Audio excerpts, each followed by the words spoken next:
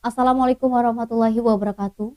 Berbagai informasi dari peristiwa yang terjadi di wilayah Sumatera Selatan pagi hingga sore hari ini, Selasa 19 April 2022, terangkum dalam Sumeko News.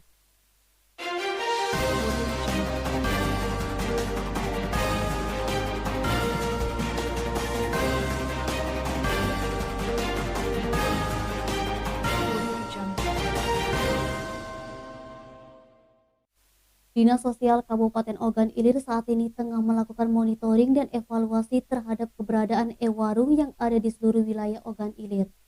Meskipun belum rampung secara keseluruhan, e-warung yang tidak sesuai kriteria bersiap untuk dihapus dari daftar. Adapun kriteria e-warung yang akan dihapuskan antara lain terkait tempatnya yang tidak representatif atau kurang aman dari tindak kriminal. Kemudian ada indikasi e-warung siluman, yang mana jika ada informasi penyaluran bansos sembako baru nyetok barang. Kemudian ada indikasi e-warung siluman, yang mana jika ada informasi penyaluran bansos sembako baru menyetok barang. Serta beberapa kriteria lainnya. Dinsos Kabupaten Ogan Ilir baru memulai monitoring dan evaluasi e-warung di 3 kecamatan, yakni Indralaya, Indralaya Selatan, dan Indralaya Utara. Kegiatan ini akan dilanjutkan ke 13 kecamatan lainnya di Ogan Ilir hingga rampung semuanya. Eti, Sumeko TV melaporkan. Direktur Strategi PT Pelabuhan Indonesia Prastio melakukan kunjungan kerja ke Pelindo Regional 2 Palembang Senin 18 April. Kunjungan ini melihat kesiapan operasi pelayanan kapal, barang dan penumpang di Pelabuhan Bom Baru Palembang, serta potensi pengembangan Pelabuhan Palembang.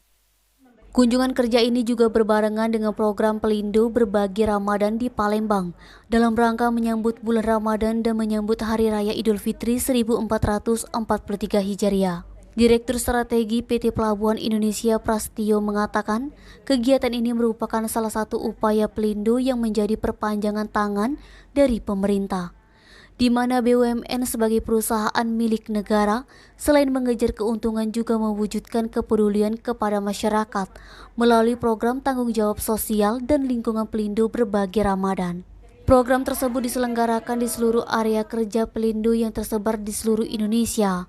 Rangkaian program Pelindo Berbagi Ramadan tersebut meliputi santunan anak yatim di panti asuhan yang membutuhkan, berbagi takjil kepada masyarakat di sekitar lingkungan Pelabuhan Bom Baru, kemudian sembako gratis yang disalurkan kepada masyarakat di sekitar wilayah pelabuhan.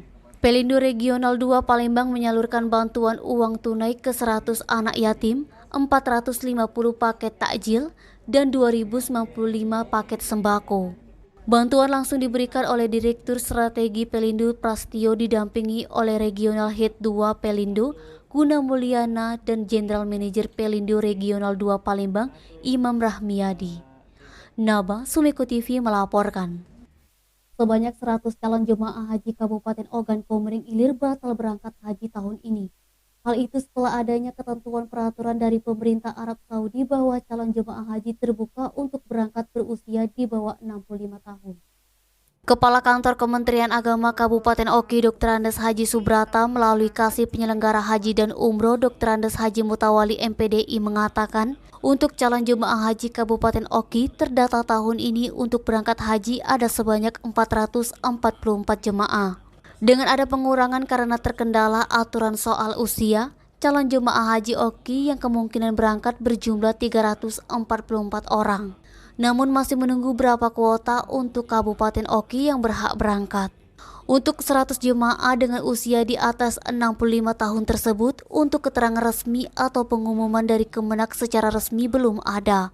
Dengan belum adanya keterangan resmi kota, maka untuk regulasi aturan dari pusat ke kabupaten kota juga jelas belum diterima. Kemungkinan serentak dengan penentuan kuota yang diterima termasuk juga calon jemaah haji yang batal berangkat karena usia di atas 65 tahun bagaimana ketentuannya. Niskia, Sumeko TV melaporkan. Kabar baik bagi pegawai negeri sipil pemerintah Kota Palembang yang menunggu pencairan gaji ke-13 dan THR. Pemkot memastikan gaji ke-13 dan THR PNS akan cair H-10 Ramadan. Sekretaris Daerah Kota Palembang Ratu Dewa mengatakan gaji ke-13 dan THR akan segera cair. Untuk total yang akan dianggarkan untuk PNS di lingkungan pemerintah Kota Palembang senilai 52 miliar. Selain gaji ke-13 dan THR PNS, pihaknya juga merencanakan akan melakukan pembayaran THR kepada non-PNS yang bekerja di lingkungan Pemkot. Ratu Dewa menghimbau sekali lagi kepada PNS Pemkot Palembang teruslah meningkatkan kedisiplinan dan produktivitas kerja. Denny, Sumeko TV melaporkan. Demikian Sumeko News hari ini. Jangan lupa 3M, memakai masker, menjaga jarak, dan mencuci tangan pakai sabun. Wassalamualaikum warahmatullahi wabarakatuh.